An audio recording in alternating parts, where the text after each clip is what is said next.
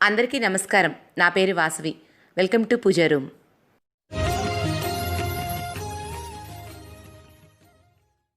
ఓం నమో భగవతే వాసుదేవాయ. అందరికీ నమస్కారం. ఈరోజు మనం విష్ణు పురాణం 12వ అధ్యాయమైన సృష్టికర్త అయిన బ్రహ్మదేవుని జన్మ వృత్తాంతమును మరియు మధుకైటవుల వృత్తాంతం గురించి తెలుసుకుందాం. సూత మహర్షి సౌనకాది మహర్షులతో, మహర్షులారా, పరాశర మహర్షి మైత్రేయ మహర్షికి వివరించిన ఆ త్రిమూర్తులలో ఒకరైన బ్రహ్మదేవుని ఆవిర్భావ వృత్తాంతమును మరియు శ్రీ మహావిష్ణువు కర్ణముల నుండి జన్మించిన మధుకైటవుల వృత్తాంతం గురించి వివరిస్తాను. శ్రద్ధగా ఆలకించండి అని సూత మహర్షి ఇలా వివరించారు. మైత్రేయ మహర్షి పరాశర మహర్షితో, గురుదేవా, శ్రీ మహావిష్ణువు నాభి కమలం నుండి ఆవిర్భవించిన త్రిమూర్తులలో ఒకరైన బ్రహ్మదేవుని జన్మ వృత్తాంతమును మరియు జగన్నాథుడైన శ్రీ మహావిష్ణువు కర్ణముల నుండి ఉద్భవించిన మధుకైటవుల వృత్తాంతమును నాకు వివరంగా తెలుపమనగా పరాశర మహర్షిలా వివరించారు. మైత్రేయ, సృష్టి ఆరంభంలో జగన్నాథుడైన శ్రీ మహావిష్ణువు వామభాగం నుండి ఆవిర్భవించిన యోగమాయ నారాయణుని ఆవహించిన వెంటనే మహావిష్ణువు యోగనిద్రకు ఉపక్రమించారు. తనంతట తానుగా యోగమాయని ఆవహింపచేసుకున్న శ్రీ మహావిష్ణువు వేలాది సంవత్సరాల పాటు యోగనిద్రలో ఉండిపోయారు. క్రమక్రమంగా అతడి ఉచ్ఛ్వాస నిశ్వాసాలలో నుండి శబ్దం ఉత్పన్నమైంది. ఆ శబ్దము క్రమక్రమంగా ఓం అన్న ఓంకార ప్రణవనాదమైనది. ఆ ప్రణవనాదమునకు ఆద్యుడైన శ్రీ మహావిష్ణువు శబ్ద బ్రహ్మగా ఖ్యాతి పొందారు. ఆ శబ్దము నుండి శబ్దరూపమైన వేదము ఉత్పన్నమైనది. వేదమునకు మూలమైన ఆ పరబ్రహ్మ వేద బ్రహ్మగా కీర్తించబడ్డారు. అలా వేదమునే ఉచ్ఛ్వాస నిశ్వాసములుగా చేసుకున్న ఆ నారాయణుడి నాభి కమలము నుండి ఒక కాండము ఉత్పన్నమైనది. ఆ కాండము క్రమక్రమంగా పెరిగి మహాకాండముగా రూపుదాల్చింది. అంతటా ఆ కాండము అగ్రభాగమునందు ఒక మొగ్గ అంకురించి వృద్ధి చెంది క్రమక్రమంగా విచ్చుకొని 16 రేకులు గల మహాపద్మముగా అవతరించింది. యోగనిద్రలో ఉన్న మహావిష్ణువు మాయామోహితుడై తక్షణం తానొక భ్రమరముగా అవతరించారు. అంతటా తుమ్మెద రూపం దాల్చిన మహావిష్ణువు ఆ కమలంపై వాలి ప్రణవనాదం చేస్తూ తన తేజస్సును ఆ కమలంలో జారవిడిచి స్వస్థానానికి చేరుకున్నారు. అలా శ్రీ మహావిష్ణువు యొక్క తేజస్సు ఆ మహాపద్మంలో సంపర్కం చెందగా చతుర్భుజములతో చతుర్ముఖుడై ఎర్రటి పట్టు పీతాంబరములు ధరించి సహజ కవచ కుండలములతో దండ కమండలాలతో బంగారు మేనిఛాయతో ప్రకాశిస్తూ పద్మసంభవుడు జన్మించారు. పరబ్రహ్మము అయిన శ్రీమన్నారాయణుని తేజస్సు నుండి జన్మించాడు కనుక బ్రహ్మ అనే పేరు వచ్చింది ఆయనకు.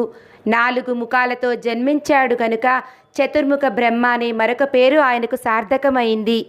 అలా పద్మము నుండి జన్మించిన చతుర్ముఖ బ్రహ్మ తన 4 ముఖములతో నలువైపులా చూశారు. శతయోజనాల ఎత్తున పెరిగిన కాండముపై 16 రేకులతో విస్తరించిన మహాపద్మమునందు మధ్య భాగములో ఆసీనుడై ఉన్న చతుర్ముఖ బ్రహ్మకు నలువైపులా అనంతమైన జలార్ణవం తప్ప మరేమీ కనిపించలేదు. తానెవరు, ఎలా జన్మించాడు, తన జన్మకు కారకులెవరు అన్న ప్రశ్నలకు సమాధానంగా ఆయనకు ఓం అన్న ఓంకారనాదము ఆకాశం నుండి వినిపించింది. ఓహో, ఈ ఓంకారనాదము జపిస్తే తన జన్మ రహస్యం తెలియవచ్చు అన్న భావన కలిగి ఆ మరుక్షణమే చతుర్ముఖ బ్రహ్మ ధ్యాననిష్ఠుడై ఓంకారమును జపించసాగారు. అలా అనేక సంవత్సరాల పాటు జపించగా ఆయనకు దివ్యదృష్టి లభించింది. ఆ దివ్యదృష్టి ద్వారా బ్రహ్మదేవుడు అనంత జలరాశిపై యోగనిద్ర వశిష్ఠుడై ఉన్న శ్రీ మహావిష్ణువు దివ్యదర్శనం లభించింది. సర్వసమ్మోహనకరమైన ఆ నీలమేఘశ్యాముణ్ణి దర్శించగానే చతుర్ముఖుడి మానసంలో ఆనందం భావోద్వేగభరితమై పులకరించింది. అతడి గళము నుండి ఇలా స్తోత్రము వెలువడింది. శాంతాకారం భుజగశయనం పద్మనాభం సురేశం విశ్వాకారం గగనసదృశం మేఘవర్ణం శుభాంగం లక్ష్మీకాంతం కమలనయనం యోగిహృత్యానగమ్యం వందే విష్ణుం భవభయహరం సర్వలోకైకనాథం. అంటూ చతుర్ముఖుడు తన దివ్య దృష్టికి గోచరించిన శ్రీమన్నారాయణుడి లీలా మానుష దివ్య సౌందర్య రూపాన్ని దర్శించి ఆనంద బాష్పాలు తన కన్నుల నుండి జలజల జాలువారగా ఆ దివ్య సుందరుడికి భక్తి ప్రపత్తులతో ప్రణామాలు ఆచరిస్తూ ఓం నమో అన్నారు. ఆ మరుక్షణం అశరీరవాణి ఆ నారాయణుడే నీ తండ్రి అని పలికింది. బ్రహ్మదేవుడు ఆనంద పరవశుడై మరొకసారి నమస్కరిస్తూ ఓం నమో నారాయణాయ అని అన్నారు. అలా తొలిసారి బ్రహ్మదేవుని నోటి నుండి ఉత్పన్నమైంది ఆ మహామహిమాన్వితమైన అష్టాక్షరి మహామంత్రము. అదే ఓం నమో నారాయణాయ అనే అష్టాక్షరి మహామంత్రమును చతుర్ముఖుడు సృష్టించిన మరుక్షణం ఆకాశవాణి తపః తపః అనే ఆదేశాన్ని చెప్పింది. మరుక్షణం బ్రహ్మదేవుడు ధ్యాననిష్ఠుడై అష్టాక్షరి మహామంత్ర తపోదీక్షలో మునిగిపోయారు. జగత్తుకి మహామహిమాన్వితమైన అష్టాక్షరి మహామంత్రాన్ని అందించిన ఆ హిరణ్య గర్భుడు నారాయణ మహామంత్రాన్ని జపిస్తూ 1000 సంవత్సరాల పాటు తపస్సు చేశాడు. అయినా తానెందుకు జన్మించాడో, తన కర్తవ్యం ఏమిటో ఆయనకు తెలియలేదు. తాను నివసిస్తున్న మహాపద్మము తప్ప, దాని చుట్టూ కనిపిస్తున్న అనంత జలరాశి తప్ప మరేమీ ఆయనకు కనిపించలేదు. తన దివ్య దృష్టికి గోచరించిన తన తండ్రి అయిన శ్రీమన్నారాయణుడు ఎక్కడుంటాడు, ఆయన ఏం చేస్తాడు, ఆయన్ని చేరే మార్గం ఏమిటి, అలా ఆలోచిస్తూ ఏమి చెయ్యాలో తోచక చింతాక్రాంతుడయ్యాడు చతుర్ముఖుడు. అలాంటి సమయంలో యోగ నిద్రలో ఉన్న మహావిష్ణువు కర్ణరంధ్రములలో సుదీర్ఘకాలముగా ఏర్పడిన గుబిలి జలప్రవాహ తాకిడికి చెవుల నుండి బయటపడింది. ఆ మాలిన్య ముద్దలు మహావిష్ణువుని ఆవహించిన యోగమాయ స్పర్శతో రూపాలు ధరించి మధుకైటబులు అనే కవల సోదరులుగా జన్మించారు. మాలిన్యపూరితమైన నల్లటి దేహదారులైన ఆ కవలలు అనంత జలరాశిలో ఈదుతూ మేము ఎవరము అంటూ గొంతు చించుకొని బిగ్గరగా అరవసాగారు. అప్పుడు ఆకాశవాణి వారి ప్రశ్నకు సమాధానంగా పరబ్రహ్మ చెవి గూబల నుండి జన్మించిన మధుకైటబులు మీరు స్వేచ్ఛా మరణములు వరంగా జన్మించిన కారణజన్ములు అని చెప్పింది. తమది స్వేచ్ఛా మరణమని తెలియగానే తమని చంపగలవారు, తమని జయించగలవారు ఎవరూ లేరనే భావనతో అహంకార మదోన్మత్తులైన ఆ మధుకైటబులు ఆ జలాల్లో ఈదుతూ కేరింతలు కొడుతూ మాతో యుద్ధం చెయ్యగలవారు, మమ్మల్ని ఓడించేవారు ఎవరైనా ఉన్నారా అని అరుస్తూ అన్వేషించసాగారు. వారు అలా పయనించగా 100 సంవత్సరముల తరువాత సుదూరంగా జలరాశి మధ్యన మహాపద్మము ఒకటి గోచరించింది. ఆ పద్మము నుండి ఓం నమో నారాయణాయ అన్న నామజప శబ్దం వినిపించసాగింది. శబ్దం వినిపిస్తుంది. అక్కడ ఎవరో ఉన్నారు మధు అని కైటబుడు హూంకరించి వాళ్లతో యుద్ధం చేద్దాం, జయిద్దాం పద అన్నాడు. ఇద్దరూ వేగంగా ఈదుకుంటూ మహాపద్మాన్ని సమీపించారు. దాని కాండమును పట్టుకొని పైకి ఎగబాకి పద్మములో అడుగుపెట్టారు. ఓం నమో నారాయణాయ, ఓం నమో నారాయణాయ అంటూ నామజపంలో మునిగి ఉన్న చతుర్ముఖుడు వారి పదఘట్టనలకు ధ్యానభంగం కాగా ఉలికిపాటుతో కళ్ళు తెరిచి వారిని గాంచి విస్మయం చెందుతూ ఎవరు మీరు అని అడిగారు ఆశ్చర్యంగా. చతుర్ముఖుడు జన్మించిన తరువాత నారాయణుని తప్ప వేరొకని చూసి ఉండలేదు. నారాయణుని తరువాత ఆయన చూసిన దేహజీవులు వీరిద్దరే. అప్పుడు చతుర్ముఖునితో మధుకైటబులు మేము మధుకైటబులము, కవలలము, స్వేచ్ఛ మరణజీవులము, నీతో యుద్ధం చెయ్యాలని కుతూహలపడుతున్నాము, నీవెవరవు అని అడిగారు మధుకైటబులు. అప్పుడు చతుర్ముఖ బ్రహ్మ వారితో పరబ్రహ్మము నారాయణుడు నా తండ్రి, నా జన్మ కారణమేమిటో, నా విహిత కర్తవ్యమేమిటో తెలుసుకోవడానికి నేను ఇక్కడ తపస్సు చేస్తున్నాను. నాకు యుద్ధకాంక్ష లేదు, నేను మీతో యుద్ధం చెయ్యను అని చెప్పారు చతుర్ముఖుడు. అప్పుడు చతుర్ముఖునితో మధుకైటబులు నీవు కాకపోతే నీ తండ్రితో యుద్ధం చేస్తాము, ఆ నారాయణుడు ఎక్కడ ఉన్నాడో మాకు చూపించు పద అన్నారు. అప్పుడు బ్రహ్మదేవుడు నిట్టూర్చి నా తండ్రి నారాయణుడి నివాసం ఎక్కడున్నదో నాకే తెలియదు, ఒకే ఒక్కసారి ఆయన్ని దివ్య దృష్టితో దర్శించాను. ఆయన్ని చూడాలంటే మీరు కూడా నా వలె తపస్సు చేయాలి. మహాతపస్సంపన్నులకు మాత్రమే ఆయన దర్శన భాగ్యం లభిస్తుంది. మీరు తపస్సు చేస్తానంటే నేను మీకు అష్టాక్షరి మహామంత్రోపదేశాన్ని వివరిస్తాను అని చెప్పారు. అప్పుడు కైటబుడు చతుర్ముఖునితో సరే తపస్సు చేసి నారాయణుని దర్శిస్తాము, ఆ యుద్ధమేదో ఆయనతోనే చేస్తాము, మాకు మంత్రోపదేశం చెయ్యి అన్నాడు. అప్పుడు బ్రహ్మదేవుడు ఆనందభరితుడయ్యాడు. ఒకప్పుడు అతనికి తానెవరో తెలియదు. తపస్సు చేసి తన తండ్రి దర్శన భాగ్యాన్ని పొంది ఆ ఆనందంలో అష్టాక్షరి మహామంత్రాన్ని నిర్మించాడు. ఇంతకాలం తానొక్కడే ఆ మహామంత్ర జపం చేశాడు. ఇప్పుడు తాను సృష్టించిన మహామంత్రమును ఇతరులకు ఉపదేశించబోతున్నాడు. తనకి తెలియకుండానే తాను గురుస్థానాన్ని అలంకరించబోతున్నాడు. తాను సృష్టించిన అష్టాక్షరి మహామంత్రము సార్థకత పొందబోతుంది. అది చాలు అనుకున్నాడు చతుర్ముఖుడు. అంతేకాదు, భగవంతుడిని దర్శించాలంటే భగవన్నామస్మరణం ఒక్కటే మార్గమని చతుర్ముఖ బ్రహ్మ ఈ జగత్తుకు చాటి చెప్పారు. ఆనాటి నుండే ఈ 14 భువనాలకు తపస్సు, ధ్యానము, భగవన్నామస్మరణము భగవద్ దర్శనానికి మార్గం అయింది. ఓం నమో నారాయణాయ అంటూ బ్రహ్మదేవుడు అష్టాక్షరి మహామంత్రాన్ని మధుకైటబులకు ఉపదేశించాడు. అతడు గురుస్థానాన్ని అలంకరించి మంత్రాన్ని గురుముఖత ఉపదేశం పొందాలన్న సత్యాన్ని చతుర్ముఖుడు ఈ లోకానికి చాటి చెప్పాడు.